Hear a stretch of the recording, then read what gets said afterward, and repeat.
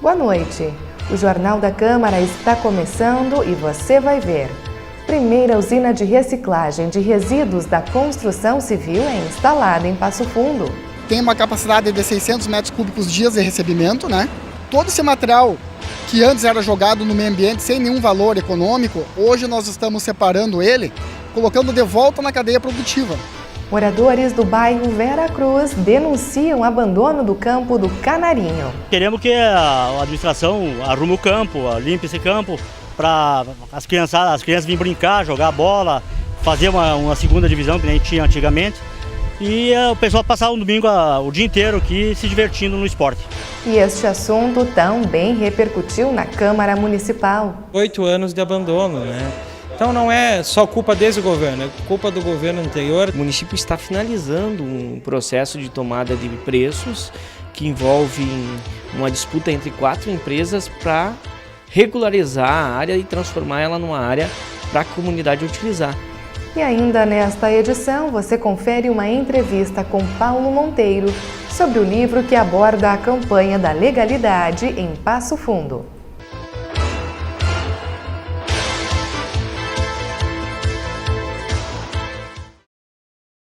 Já está funcionando a primeira usina de reciclagem de resíduos sólidos da construção civil. O material que muitas vezes era descartado agora tem um destino correto. A nossa equipe acompanhou o vereador Marcos da Silva em uma visita à empresa. A usina utiliza a tecnologia de ponta para a reciclagem de sobras da construção civil. O funcionamento é simples. Depois que o entulho chega, ele passa por uma esteira onde o material é separado. Além de evitar impactos ambientais, o tratamento de resíduos favorece a economia local. Tem uma capacidade de 600 metros cúbicos dias de recebimento, né? Todo esse material que antes era jogado no meio ambiente sem nenhum valor econômico, hoje nós estamos separando ele, colocando de volta na cadeia produtiva. Não é mais aterrado em encostas, em banhados, em APPs, é um ganho ambiental, social e econômico. É uma empresa que eu tomei conhecimento que é de suma importância para Passo Fundo, para a nossa população, para o meio ambiente principalmente, porque era um resíduo, um lixo que voltava para o meio ambiente. Hoje não. Estava conversando com o Fernando, é pioneiro na área de reciclagem, essa usina que faz um mês que está em funcionamento. Então, mais uma vez, a gente comenta, no caso, Passo Fundo sai na frente. O empreendimento é da empresa EcoSmart. Por dia, cerca de 200 toneladas de resíduos são processadas, com a separação de mais de 50 tipos de materiais. É plástico, papelão, entulhos, caliça, ferro, gesso, isopor, todo que é tipo de material. Isso a gente separa e depois nós fizemos a logística reversa. Ele retorna para a cidade, para as reciclagens, para cada indústria, sucateira, responsável pelo certo material. A iniciativa se enquadra no Plano Municipal de Gestão Integrada dos Resíduos Sólidos, elaborado pela Prefeitura. A lei estabelece o uso correto de teleentulhos para obras de pequeno e grande porte. A demanda ela vem melhorando aos poucos. O Ministério Público já fez reuniões, audiências, comunicou todas as empresas transportadoras para destinarem corretamente, né? E o número vem aumentando. Por isso é importante a pessoa solicitar uma empresa de sua confiança para esse destino. E para provar que a empresa está preocupada com a preservação do meio ambiente, a estrutura física foi construída seguindo padrões ecologicamente corretos. Nós visitamos várias empresas em São Paulo, Santa Catarina, e nessas idas para outras cidades a gente viu como era mais prático ter uma obra mais eficiente, mais rápida, um custo até menor com um container.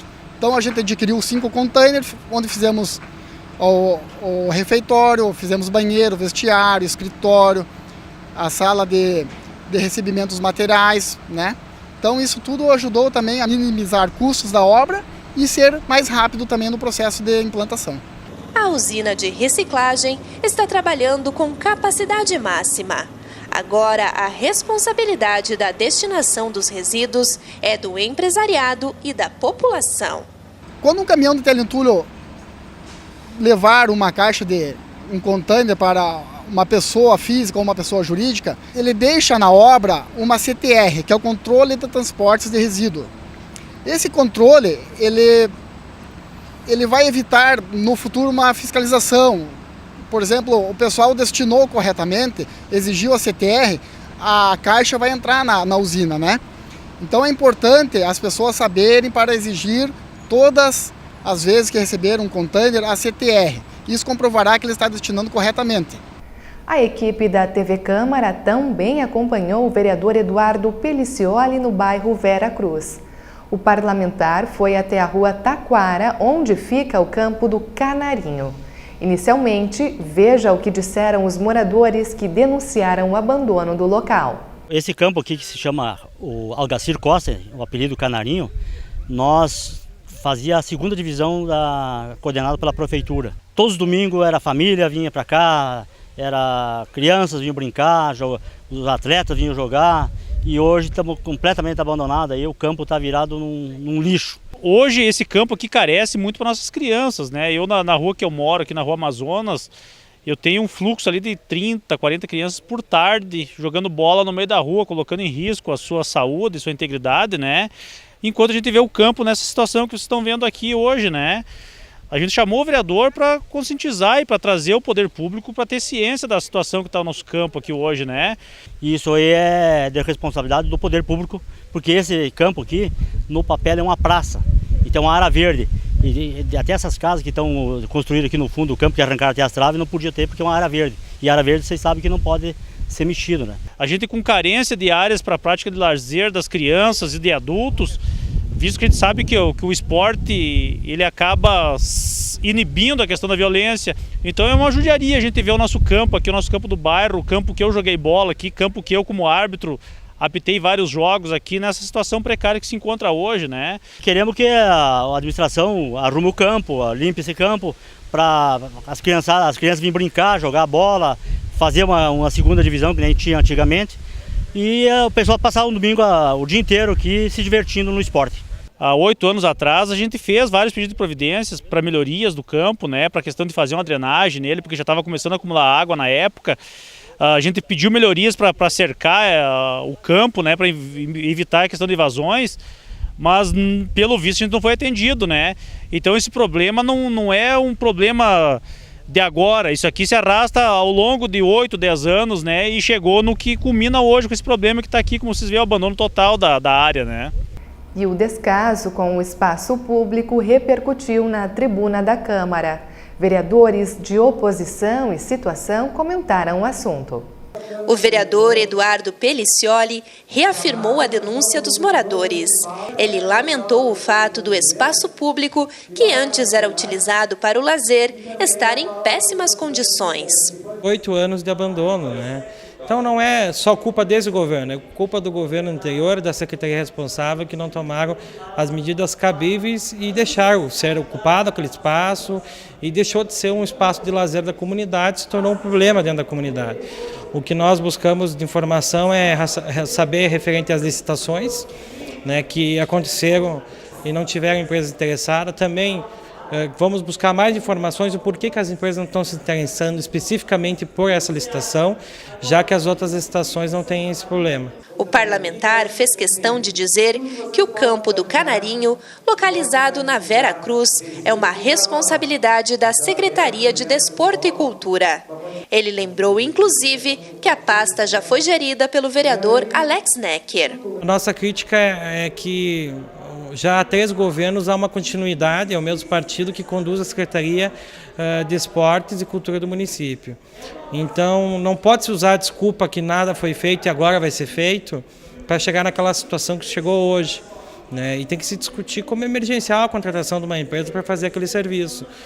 Já que os mesmos que estavam no governo e o vereador Alex esteve na frente da Secretaria, depois o seu partido continuou conduzindo, estão hoje também na prefeitura, administrando a prefeitura, inclusive elegeram o vice-prefeito, e já passou 3 anos de mandato e ainda não foi resolvida essa situação. O vereador Alex Necker, atual líder do governo, se defendeu dizendo o seguinte: o município lançou em pelo menos 3 oportunidades licitações para tentar conseguir empresas que assumissem a realização dessas obras. Infelizmente, em nenhuma oportunidade as empresas compareceram para disputar o processo licitatório. E tendo em vista esse processo, o município optou, e como não conseguiu encontrar empresas que tocassem a obra, o município acabou por esse recurso federal não sendo utilizado e desta forma voltando para o governo federal. Então o que o município está fazendo agora, inclusive hoje eu me informei, o município está finalizando um processo de tomada de preços que envolve uma disputa entre 4 empresas para regularizar a área e transformar ela numa área para a comunidade utilizar. E o livro que aborda a campanha da legalidade em Passo Fundo é o assunto do segundo bloco. Nós já voltamos.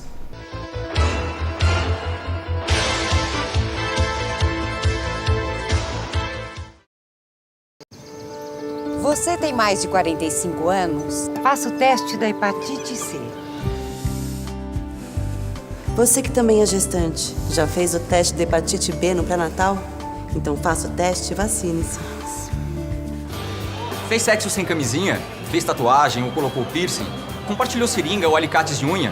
Faça o teste da hepatite B e tome as 3 doses da vacina para ficar imune. Hepatites. Sem perceber, você pode ter. Procure uma unidade de saúde. Seu cachorrinho está com as vacinas em dia? A vacinação básica é fundamental para proteger o seu pet contra várias doenças. Nos cães, a primeira dose deve ser aplicada aos 45 dias de vida. A segunda dose de 21 a 30 dias após a primeira. A terceira, de 21 a 30 dias após a segunda, acompanhada da vacina antirrábica. O Compata recomenda o reforço anual das vacinas no seu pet. Fazendo isso, você garante saúde e segurança para você e seu amiguinho.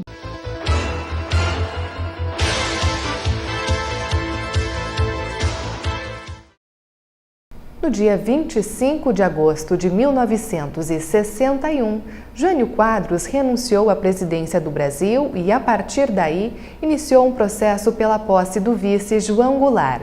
Os militares não queriam Jango no poder e, por isso, o então governador do Rio Grande do Sul, Leonel Brizola, iniciou o movimento pela legalidade. Toda esta história foi contada em detalhes em um livro. E quem resgatou os principais momentos da campanha da legalidade no nosso município foi o escritor e apresentador da TV Câmara, Paulo Monteiro. E é com ele que eu converso agora sobre o livro que conta um pouco desta história. Seu Paulo, seja bem-vindo à TV Câmara, desta vez como entrevistado. Obrigado, eu que agradeço. A primeira edição do livro, A Campanha da Legalidade em Passo Fundo, foi lançada em 2011. Então conta pra gente, na época, quanto tempo levou desde a ideia até a publicação? Eu fui procurado no início de 2011 por uma equipe da RBS que estava fazendo uma matéria sobre o chamado Trem da Legalidade. A partir dessa procura, eu me dediquei durante 2 meses a pesquisar, especialmente nas edições do Nacional, e a redigir o corpo do livro. Logo a seguir, eu anexei uma introdução, então foi uma escrita rápida e agradável. Nós podemos dizer que a campanha da legalidade é uma das maiores mobilizações populares de luta pela democracia no país? Eu acredito que no estado do Rio Grande do Sul foi o maior movimento cívico-militar em defesa do Estado de Direito e em defesa da Constituição Federal. E também foi no Brasil. Na verdade, o que todos queriam era o respeito à Constituição, que é o fundamental de um Estado democrático. Com o objetivo de contextualizar a história, o senhor relembra grandes batalhas que aconteceram no território gaúcho. Os rio-grandenses têm uma tradição histórica de defesa do território. O nosso território foi conquistado a ferro e fogo para Portugal e através das lutas dos rio-grandenses contra os espanhóis. Eu lembro em Passo Fundo, por exemplo, que é uma cidade politizada e polarizada, desde a Revolução Farroupilha, passando pela guerra contra o Paraguai, pela Revolução Federalista, pela Revolução de 30 e pela Revolução de 32, pela Segunda Guerra Mundial, enfim, a participação dos passunenses em todos os momentos importantes, especialmente bélicos da história do Brasil. Passo Fundo, então, foi um dos centros da campanha da legalidade. Que fato, na sua opinião, então, aconteceu aqui que chama mais a atenção neste período? Passo Fundo é exemplo de eventos anteriores, Revolução Federalista, Revolução Farroupilha, Revolução de 30, foi um dos centros. Foi um ponto de convergência de todas as forças do Terceiro Exército que marcharam via rodoviária e via ferroviária na direção do centro do país para garantir a posse do vice-presidente João Goulart. Essas forças por terra se cruzaram na Avenida Brasil com a 7 de setembro com as forças que vinham de trem, artilharia, infantaria, enfim, todas as forças dos quartéis de Cruz Alta e Santiago. Então, aqui foi o ponto de encontro dessas forças e o ponto de concentração na Gare e da mobilização de milhares de pessoas, mais de 2.000 mulheres se reuniram em Passo Fundo naquela época para apoiar, distribuíram mais de 1.000 cestas com bolos, com doces para os soldados. Até hoje, os que ainda estão vivos, e muitos deles estão vivos, eles lembram com lágrimas nos olhos esse momento. Outro episódio que marcou bastante a campanha da legalidade aconteceu na Câmara de Vereadores com a união de todos os parlamentares. A campanha da legalidade uniu todo o Rio Grande do Sul. Todo o Rio Grande do Sul, todos os partidos, e em Passo Fundo não foi diferente. Todos os vereadores de Passo Fundo se mantiveram unidos, assinaram um documento, um manifesto de respeito à Constituição, os centros de tradições gaúchas, os times de futebol, todas as igrejas, a maçonaria, enfim, toda a comunidade passunense se reuniu. A Câmara de Vereadores esteve sempre aberta, né, participando e, de certo modo, até dando apoio, coordenando a Prefeitura Municipal também. Isso que é o detalhe importante, o respeito à Constituição da República. Que lição nós podemos tirar, então, da campanha da legalidade, comparando, então, com o atual momento político do país? Fora da Constituição não tem solução. Não há salvação nenhuma para um país. Sempre que acontece quebra da Constituição, acontece um regime ditatorial. Foi assim durante o Estado Novo, com a ditadura de Vargas, foi logo depois de 61, em 64, com cassações, prisões, torturas, assassinatos, enfim. Essa é a verdade. Nada justifica uma quebra constitucional. É como dizia o presidente general Eurico Gaspar Dutra: o que é que está no livrinho? O que é que está na Constituição? O que a Constituição diz é sagrado, digamos assim. Então, essa é a grande lição de 64. Graças a Deus, não correu sangue em 64, porque o Rio Grande do Sul unido se levantou, os sindicatos, os partidos políticos mesmo de outros estados, e nós conseguimos manter, por 2 anos e pouco, quase 3 anos, o país unido e pacífico em torno da Constituição. Então explica pra gente agora, quem está nos assistindo e quiser adquirir um exemplar do livro, faz como? Os livros estão nas livrarias de Passo Fundo. Eu estou deixando mais uma tiragem agora nos próximos dias, né? Porque a primeira tiragem ela se esgotou rapidamente. Seu Paulo, muito obrigada pela sua participação conosco hoje. Ana, eu que agradeço, né, esse momento para a gente falar sobre a história, sobre um momento importantíssimo e pouco conhecido, porque já faz mais de 50 anos da história de Passo Fundo. E nós voltamos ao estúdio do Jornal da Câmara com você, Paula. E uma última informação. A estação mais quente do ano inicia nesta madrugada às 2h48. Para amanhã, a expectativa é que a temperatura máxima chegue aos 28 graus e tenhamos pancadas de chuva. O Jornal da Câmara desta segunda-feira termina aqui. Uma boa noite, um ótimo início de semana.